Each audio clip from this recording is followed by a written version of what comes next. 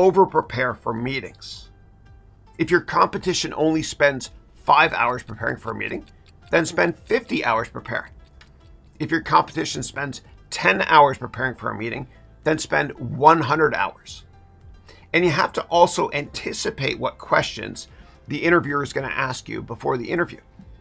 And so when I had my mini interviews at Goldman Sachs, I completely over-prepared. I wrote down over 100 questions that I thought they might ask me. Then what I did was I recorded myself answering the questions.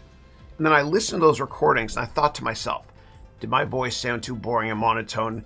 Did I sound too arrogant or confident? Did I sound nervous? No way. Were my answers short enough? Just remember that less is more, and make your answers sound somewhat interesting, engaging, etc. And when you keep your answers quite short, then what happens is they can ask follow-ups. So you haven't given them away everything you know about that little topic. I teach you plenty more tricks in my MBA program. And a friend of mine actually that teaching at Stanford Business School was one of the early venture capital investors in Facebook.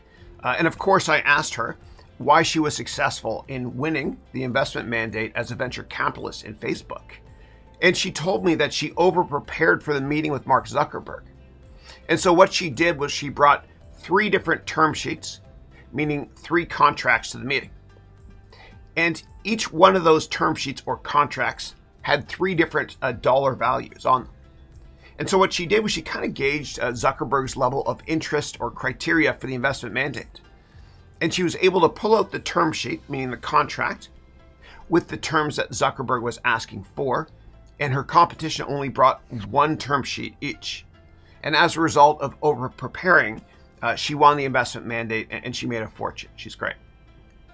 And Jill Rowley once said, before LinkedIn and other social networks, in the sales world, ABC stood for always be closing. And now it stands for always be connecting. And in my MBA program, I teach my students many tips on how to network to get the job of your dreams.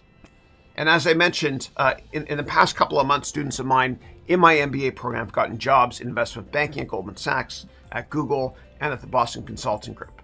And if you sign up for my Platinum MBA program at harounmba.com, I'll also personally write your entire LinkedIn profile with you so you can network and take your career to the next level.